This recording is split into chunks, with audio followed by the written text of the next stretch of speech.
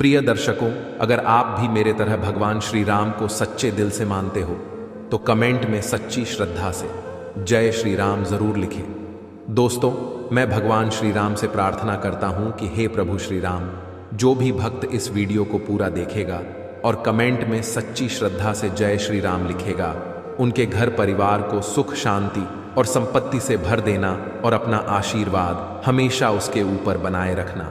तो आइए मित्रों, देरी न करते हुए कहानी को शुरू करते हैं। प्रिय दर्शकों, एक छोटे से गांव मदनपुर में एक बुढ़िया रहती थी। उसकी 3 बहुएं और 3 बेटे थे। बुढ़िया माँ बहुत धार्मिक थी और हर दिन पूजा पाठ में समय बिताती थी। वह सुबह सुबह उठकर गंगा स्नान करने जाती और भगवान विष्णु और माता लक्ष्मी की पूजा करती थी।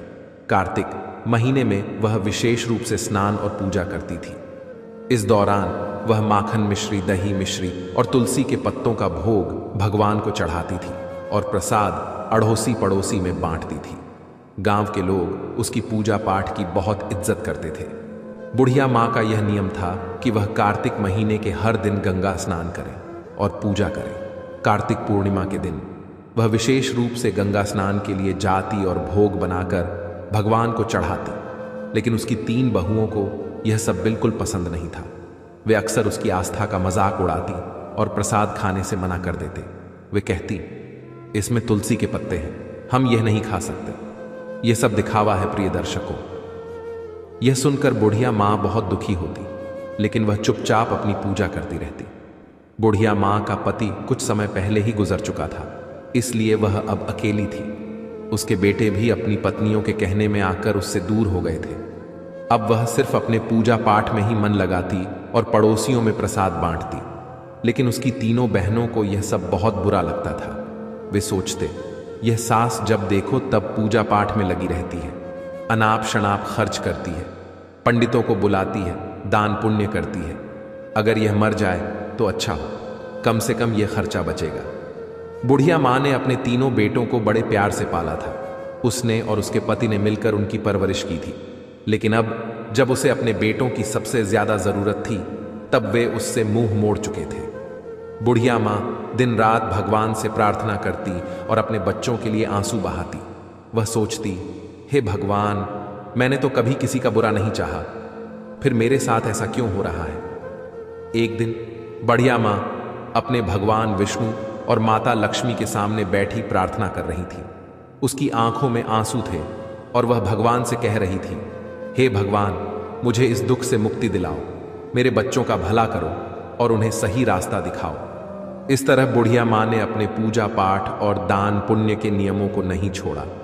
लेकिन उसकी 3 बहनों ने ठान लिया था कि वे अब इस घर में नहीं रहेंगी और बंटवारा करके अलग हो जाएंगी। मैं सोचती, अगर हम अलग हो जाएं तो अपनी मर्जी से रह सकेंगे और सास की पूजा पाठ के खर्चे से बच सकेंगे। 3 बहुओं ने एक दिन आपस में बात की और बंटवारे की योजना, प्रिय दर्शकों, बनाई। उन्होंने अपने पतियों से कहना शुरू किया कि अब हमें अलग हो जाना चाहिए। छोटी बहू ने अपने पति से कहा, देखिए, बड़े भैया के बच्चे बड़े हो रहे हैं और हमारे बच्चे छोटे हैं। हमें अभी बहुत मेहनत करनी है, बच्चों को पढ़ाना है। अगर हम अलग हो जाएंगे तो अपने बच्चों की अच्छी तरह से देखभाल कर पाएंगे। सास का खर्चा बहुत ज्यादा है, हर समय पूजा पाठ में लगी रहती है और बहुत पैसा खर्च करती है। मझली बहू ने भी अपने पति को समझाया, देखिए, आप बंटवारा हो जाना चाहिए, हम अपनी मर्जी से रहेंगे। क्या खर्चा करना है, क्या नहीं करना है, यह हम खुद तय करेंगे। सांस के नखरे और खर्चे अब बर्दाश्त नहीं होते। हमें अलग रहकर अपने बच्चों का ध्यान रखना है। बड़ी बहू ने भी अपने पति से यही बात कही। बच्चे बड़े हो रहे हैं, कल उनकी शादी ब्याह करनी है, पैसे कमाते रहेंगे और सास का खर्चा करते रहेंगे तो कैसे चलेगा। हमारे बच्चों का भविष्य सुरक्षित करना है तो हमें अलग होना ही पड़ेगा। 3 बहुओं ने अपने अपने पतियों को समझा बुझाकर उनके मन में बंटवारे की बात डाल दी। 3 भाई अब बंटवारे के लिए तैयार हो गए। गांव के पंचों को बुलाया गया और घर का बंटवारा करने की बात हुई। 3 बहनें भी बंटवारे में हिस्सा लेने के लिए तैयार हो गए। गांव के पंचों ने घर का 4 हिस्सों में बंटवारा किया। 3 बेटों के लिए और एक बुढ़िया माँ के लिए घर का सारा सामान भी 4 हिस्सों में बांट दिया गया। बुढ़िया माँ को कम हिस्सा दिया गया क्योंकि वह अकेली थी और ज्यादा की जरूरत नहीं थी। पंचों ने कहा कि जो भी बुढ़िया मां को अपने हिस्से में रखेगा वह उसका भी ख्याल रखेगा। छोटी बहू ने साफ मना कर दिया, मैं बुढ़िया मां को अपने हिस्से में नहीं रख सकती, उसका खर्चा बहुत ज्यादा है, पूजा पाठ में बहुत पैसा खर्च होता है, हमें अपने बच्चों का ध्यान रखना है। मझली बहू ने भी मना कर दिया, मैं भी बुढ़िया मां को अपने हिस्से में नहीं रख सकती, वह हमें कभी पसंद नहीं करती थी और हमें भी उसकी जरूरत नहीं है। बड़ी बहू ने भी वही जवाब दिया, मैं भी बुढ़िया मां को अपने हिस्से में नहीं रख सकती, हमारे बच्चों का भविष्य सुरक्षित करना है और उसके लिए हमें बंटवारा करना ही पड़ेगा। प्रिय दर्शकों, बुढ़िया मां अब अकेली रह गई। पंचों ने अपना फैसला सुनाया और चले गए। तीनों बहनों ने अपना अपना सामान अपने अपने हिस्से में रख लिया। बुढ़िया मां के हिस्से में जो झोपड़ी थी वह उसमें रहने लगी। अब वह अकेली थी और अपने बेटों से निराश होकर अपने भगवान से प्रार्थना करती रहती थी। अब बुढ़िया मां अपने हिस्से की छोटी सी झोपड़ी में रहने लगी। वह रोज सुबह जल्दी उठकर गंगा स्नान करती और भगवान विष्णु और माता लक्ष्मी की पूजा करती। वह पहले की तरह ही भोग बनाकर भगवान को चढ़ा दी और फिर अड़ोसी पड़ोसी में प्रसाद बांट दी। लेकिन अब वह बहुत अकेली हो गई थी। उसके तीनों बेटों ने उससे मुंह मोड़ लिया था और उसकी बहुओं ने उसे घर से बाहर कर दिया था। वह रोज भगवान से प्रार्थना करती, हे भगवान, मुझे इस दुख से छुटकारा दिलाओ, मेरे बच्चों का भला करो और उन्हें सही रास्ता दिखाओ। बुढ़िया मां के पास जो थोड़ा बहुत आटा, दाल और चावल था वह उसी से काम चलाती थी। सोचती, अब मुझे अपनी जिंदगी इसी तरह गुजारनी पड़ेगी। मेरे बच्चों ने मुझे छोड़ दिया है, लेकिन मैं भगवान की भक्ति नहीं छोड़ूंगी। उसकी भक्ति में कोई कमी नहीं आई। वह हर रोज तुलसी के पत्तों से भगवान का पूजन करती और पड़ोसियों को प्रसाद देती। एक दिन जब बुढ़िया मां अपनी झोपड़ी में बैठी रो रही थी, प्रिय दर्शकों, तभी एक युवक आया। उसने दरवाजा खटखटाया। बुढ़िया मां ने दरवाजा खोला और देखा कि एक 17-18 साल का हृष्ट पुष्ट युवक खड़ा था। उसके चेहरे पर तेज झलक रहा था। उसने कहा, अम्मा, आप मुझे पहचानती नहीं, लेकिन मैं आपके मायके से आया हूं। मेरा नाम कृष्णा है। मेरे पिताजी ने मुझे आपकी मदद करने के लिए भेजा है। बुढ़िया मां ने आश्चर्य से पूछा, कृष्णा, तुम मेरे मायके से हो? मैंने तो तुम्हें कभी देखा नहीं। कृष्णा ने मुस्कुराते हुए कहा, हां अम्मा, मैं आपके भाई का पोता हूं। हमें खबर मिली कि आपके बेटों ने आपको घर से निकाल दिया है, इसलिए मेरे पिताजी ने मुझे आपकी मदद करने के लिए भेजा है। बुढ़िया मां की आंखों में आंसू आ गए। उसने कृष्णा को अंदर बुलाया और उसे बैठने के लिए कहा। उसने पानी का गिलास और थोड़ा सा गुड़ दिया। कृष्णा ने पानी पिया और गुड़ खाया। फिर उसने अपनी थैली से कुछ खाने का सामान, कपड़े और दवाइयां निकाली। उसने कहा, अम्मा, यह सब सामान मैंने आपके लिए लाया हूं, आप भूखी मत रहना, हम रोज आपको खाना भिजवा देंगे। बुढ़िया मां ने कृष्णा को आशीर्वाद दिया और कहा, बेटा, तुम्हारा बहुत बहुत धन्यवाद। तुमने मेरे लिए जो किया है उसके लिए मैं भगवान से तुम्हारे सुख समृद्धि की प्रार्थना करूंगी। कृष्णा ने बुढ़िया मां से विदा ली और वापस चला गया। बुढ़िया मां ने अपने भगवान का धन्यवाद किया और सोचा, भगवान ने मेरी प्रार्थना सुन ली, अब मैं भूखी नहीं रहूंगी। अब बुढ़िया मां को रोज खाना मिल जाता था। वह पहले की तरह ही भोग बनाकर भगवान को चढ़ा दी और पड़ोसियों को प्रसाद बांट दी। लेकिन उसकी तीनों बहुओं को यह सब देखकर बहुत जलन होती थी। वे सोचती, यह बढ़िया आखिर कहां से इतना खाना ला रही है? इसके पास कोई कमाने वाला भी नहीं है, फिर यह इतना तंदुरुस्त कैसे हो रही है? तीनों बहुएं बुढ़िया मां की सेहत देखकर बहुत जलती थी। वे सोचते हैं कि बुढ़िया को हमने इसलिए अलग किया था ताकि वह जल्द ही भूखी प्यासी मर जाए, लेकिन यह तो और तंदुरुस्त होती जा रही है। एक दिन बहुओं ने फैसला किया कि वे बुढ़िया की झोपड़ी में जाकर पता लगाएंगी कि वहां क्या हो रहा है। अगले दिन जब बुढ़िया मां गंगा स्नान के लिए गई हुई थी, तीनों बहुएं उसकी झोपड़ी में घुस गए। वहां उन्होंने देखा कि झोपड़ी में दाल, चावल, आटा, मसाले, सूखे मेवे और कई तरह का अच्छा खाना रखा हुआ है। बहुएं हैरान रह गई। वे आपस में बातें करने लगी, यह बुढ़िया इतनी चालाक निकली, हमें लगता था कि यह भूखी प्यासी मर रही है, लेकिन यहां तो हर चीज का भंडार है। बड़ी बहू ने कहा, इसने जरूर हमारे घर से चोरी करके यह सब जमा किया है। हम काम में लगी रहते थे और ये चोरी चोरी अपना घर भरती रही। अब इसे सबक सिखाना होगा। मझली बहू ने कहा, हाँ, हमें इसे मजा चखाना चाहिए। देखते हैं कि इसने यहां क्या क्या जमा किया है। छोटी बहू ने भी सहमति जताई। सही कहा, हमें इसके खिलाफ कुछ करना होगा। प्रिय दर्शकों, तीनों बहुएं झोली भर भर कर सामान अपने घर ले जाने लगे। जैसे ही उन्होंने खाने का सामान उठाया, उन्होंने देखा कि उसमें तुलसी के पत्ते हैं।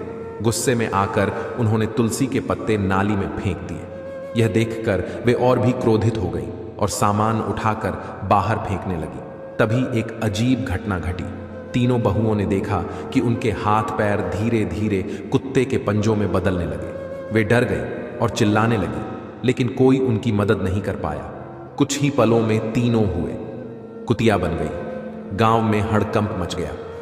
बच्चों और पतियों ने जब यह देखा तो वे हैरान रह गए। बच्चे चिल्लाने लगे, मम्मी कुतिया बन गई है, पापा देखो मम्मी को क्या हो गया।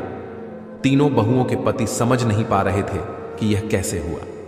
उन्होंने कोशिश की कि कुतिया को घर से बाहर भगाएं, लेकिन वे घर छोड़ने को तैयार नहीं थी। वे अपनी भाषा में कुछ समझाने की कोशिश कर रही थी, लेकिन कोई उनकी बात नहीं समझ पा रहा था। बच्चे रो रहे थे और पतियों को भी रोना आ रहा था। उन्होंने अपने बच्चों को संभालते हुए कहा, चलो अब कुछ नहीं किया जा सकता, हमें मां का इंतजार करना होगा, शायद वही कुछ हाल बता सके। गांव के लोग भी इकट्ठा हो गए और सोचने लगे कि यहां अनहोनी कैसे हुई। सबने बुढ़िया मां की वापसी का इंतजार करने का फैसला किया। बुढ़िया मां को अब अपने रोज के जीवन में थोड़ी राहत मिल रही थी। कृष्णा रोज खाना लाकर रख जाता था और बुढ़िया मां भगवान का भोग लगाकर पहले की तरह प्रसाद बांटती थी, लेकिन उसे इस बात का कोई अंदाजा नहीं था कि उसके घर में क्या हो रहा है। उसे यही लगता था कि सब कुछ पहले जैसा ही चल रहा है। इधर तीनों बहनें कुतिया बनकर घर के आंगन में बैठी थीं। उनके पतियों और बच्चों को घर का सारा काम करना पड़ रहा था। वे बहुत परेशान थे और अपनी मां की वापसी का इंतजार कर रहे थे। गांव के लोग भी इस अजीब घटना से हैरान थे। हर कोई यही कहता था कि यह सब बढ़िया मां की भक्ति और उसकी तपस्या का फल है। एक दिन गांव के कुछ लोगों ने बुढ़िया मां को गंगा स्नान के लिए जाते देखा। उन्होंने सोचा कि अब उसे सारी बात बतानी चाहिए। वे उसके पास गए और बोले, माई तुम्हारे घर में कुछ अजीब हो रहा है, तुम्हारी तीनों बहनें कुतिया बन गई हैं। बुढ़िया मां को यह सुनकर बहुत आश्चर्य हुआ। उसने सोचा कि यह कैसे संभव हो सकता है। उसने तुरंत गंगा स्नान किया और घर की ओर लौट पड़ी। उसके दिल में बहुत सारी आशंकाएं थीं। उसने भगवान से प्रार्थना की, हे भगवान, मेरे घर की रक्षा करना और मेरे बच्चों को सही रास्ता दिखाना। जब बुढ़िया मां घर पहुंची तो उसने देखा कि गांव के लोग उसके घर के सामने इकट्ठा थे। उसने पूछा, क्या हुआ, यहां इतनी भीड़ क्यों लगी है? गांव वालों ने उसे सारी घटना बताई। बुढ़िया मां ने अपने बेटों को बुलाया और पूछा, यह सब कैसे हुआ? तुम लोगों ने क्या किया? बेटों ने रोते हुए अपनी मां को सारी कहानी सुनाई। उन्होंने कहा, मां, हमसे बहुत बड़ी गलती हो गई। हमारी पत्नी ने तुम्हारे सामान को नाली में फेंक दिया था और उसी समय भी कुतिया बन गई। अब हमें नहीं पता कि उन्हें कैसे ठीक करें। बुढ़िया मां ने अपने बेटों को दिलासा दिया और कहा, भगवान सब ठीक करेंगे, तुम लोग घबराओ मत। बुढ़िया मां ने अपने भगवान से प्रार्थना की और उनसे समाधान मांगा। उसने सोचा कि शायद किसी साधु बाबा के पास इसका समाधान हो सकता है। प्रिय दर्शकों, उसी समय एक साधु बाबा गांव में आए। बुढ़िया मां ने उन्हें अपने घर बुलाया और सारा हाल बताया। साधु बाबा ने ध्यान से सारी बातें सुनी और कहा, यह सब तुम्हारी भक्ति और तपस्या का फल है, लेकिन चिंता मत करो, इसका उपाय भी है। बढ़िया मां ने पूछा, बाबा कृपया मुझे उपाय बताएं, मैं अपने बच्चों को इस हालत में नहीं देख सकती। साधु बाबा ने कहा, तुम्हें कार्तिक महीने में विशेष पूजा करनी होगी। तुम्हारे स्नान के पानी से तुम्हारी बहुओं को नहलाना होगा और ब्राह्मणों को भोजन कराकर उनके झूठे भोजन को बहुओं को खिलाना होगा। इससे वे अपने असली रूप में वापस आ जाएंगी। बुढ़िया मां ने साधु बाबा को धन्यवाद दिया और अपने बेटों को यह उपाय बताया। बेटों ने कहा, मां, हम तुम्हारी हर बात मानेंगे, हम इस उपाय को जरूर पूरा करेंगे। बुढ़िया मां ने कार्तिक महीने की विशेष पूजा की तैयारी शुरू कर दी। उसके तीनों बेटे और गांव के लोग भी इस पूजा में मदद करने लगे। बेटों ने मिलकर पूजा का सारा सामान इकट्ठा किया। और भगवान के लिए भोग बनाने की व्यवस्था की। हर सुबह बुढ़िया माँ गंगा स्नान के लिए जाती और स्नान के पानी को एकत्रित करती। उसके बाद वह भगवान विष्णु और माता लक्ष्मी की पूजा करती और फिर अपने पड़ोसियों को प्रसाद बांट दी। इस बीच तीनों बहुएं अभी भी कुतिया के रूप में घर के आंगन में बैठी रहती। उनके पतियों और बच्चों को घर का सारा काम करना पड़ता था। बच्चों को अपनी माताओं की बहुत याद आती थी और वे अक्सर रोते हुए अपनी दादी से कहते, दादी, माँ कब ठीक होंगी? हमें हमारी माँ वापस चाहिए। बुढ़िया माँ बच्चों को दिलासा देती और कहती, बेटा, भगवान सब ठीक करेंगे, तुम लोग धैर्य रखो और प्रार्थना करो। बच्चों को शांत करने के लिए वह उनसे कहानियां सुनाती और उनके साथ समय बिताती। बुढ़िया माँ ने पूजा के लिए 5 ब्राह्मणों को बुलवाया। बेटों ने भी अपनी ओर से 5-5 ब्राह्मणों को बुलाया। इस प्रकार कुल 21 ब्राह्मणों को बुलाया गया। ब्राह्मणों के लिए विशेष भोग तैयार किया गया। कार्तिक पूर्णिमा का दिन आया और बुढ़िया माँ ने अपने बेटों की मदद से ब्राह्मण भोज की तैयारी की। सुबह सुबह सभी ब्राह्मणों को आमंत्रित किया गया और उन्हें विशेष पकवान बनाकर खिलाया गया। ब्राह्मण भोज के बाद बुढ़िया माँ ने के पैर छुए और भगवान से प्रार्थना की, हे भगवान, मेरी बहुओं को उनके पूर्व रूप में वापस लाओ। मेरे कार्तिक स्नान और पूजा का फल उन्हें मिले। ब्राह्मणों ने तृप्त होकर भोजन किया और बुढ़िया माँ को आशीर्वाद दिया। उन्होंने कहा, माई, तुम्हारी पूजा और तपस्या सफल होगी। भगवान तुम्हारी प्रार्थना अवश्य सुनेंगे। प्रिय दर्शकों, ब्राह्मण भोज के बाद बुढ़िया माँ ने तीनों बहुओं को बुलाया। तीनों कुतिया भगवान के भोग के झूठे भोजन को बड़े प्रेम से खाने लगी। बुढ़िया माँ ने उनके ऊपर गंगा जल छिड़का और उन्हें स्नान के पानी से नहलाया। जैसे ही गंगा जल और स्नान का पानी बहुओं के ऊपर छिड़का गया, एक चमत्कार हुआ। धीरे धीरे तीनों हुए अपने असली रूप में वापस आने लगी। उनके चेहरे पर पश्चाताप के आंसू थे और वे अपनी सास के पैरों में गिरकर रोने लगी। तीनों बहुएं कहने लगी, माँ, हमें माफ कर दो, हमने तुम्हारे साथ बहुत बुरा किया, हमें हमारे कर्मों की सजा मिल गई। अब हम तुम्हें कभी कोई कष्ट नहीं देंगे और हमेशा तुम्हारी सेवा करेंगे। बुढ़िया माँ ने उन्हें गले लगाया और कहा, बेटा, भगवान ने तुम्हें माफ कर दिया है। अब तुम लोग सच्चे दिल से भगवान की भक्ति करो और अपने कर्मों को सुधारो। तीनों बहुओं ने अपनी सास से वादा किया कि वे अब हर साल कार्तिक स्नान और पूजा करेंगी और कभी भी बुढ़िया माँ का अपमान नहीं करेंगी। इस तरह पूरे परिवार ने मिलकर भगवान की पूजा की और प्रसाद बांटा। तीनों बहुओं के अपने असली रूप में वापस आने के बाद घर में एक नई ऊर्जा और शांति का माहौल बन गया। बुढ़िया माँ की भक्ति और तपस्या ने पूरे परिवार को एक नया जीवन दिया था। अब सभी मिलकर भगवान की पूजा कराते और कार्तिक स्नान की महिमा को समझते थे। बुढ़िया माँ ने अपने बेटों और बहुओं को सिखाया कि भक्ति और सेवा का महत्व क्या होता है। उसने कहा, देखो बेटा, भगवान की पूजा और सेवा से हमें सच्चा सुख और शांति मिलती है। हमें हमेशा सच्चे दिल से भक्ति करनी चाहिए और दूसरों की मदद करनी चाहिए। बड़ी बहू ने कहा, माँ, हम आप समझ गए हैं कि भगवान की पूजा का क्या महत्व है। हम हर साल कार्तिक स्नान करेंगे और भक्ति से जीवन जिएंगे। मझली बहू ने भी अपनी माँ से कहा, माँ, हमें माफ कर दो, हमने तुम्हारे साथ बहुत गलत किया। अब हम तुम्हारी सेवा करेंगे और तुम्हारे साथ मिलकर भगवान की पूजा करेंगे। छोटी बहू ने भी अपनी माँ से वादा किया, माँ, अब हम सब मिलकर रहेंगे और कोई भी तुम्हें कभी तकलीफ नहीं देगा। हम हर साल कार्तिक स्नान और पूजा करेंगे। प्रिय दर्शकों, बुढ़िया माँ बहुत खुश हुई और अपने बच्चों को आशीर्वाद दिया। अब घर में सब मिलजुल कर रहने लगे। अगले साल कार्तिक पूर्णिमा के दिन पूरे परिवार ने मिलकर विशेष पूजा का आयोजन किया। घर को सजाया गया और भगवान विष्णु और माता लक्ष्मी की विशेष आराधना की गई।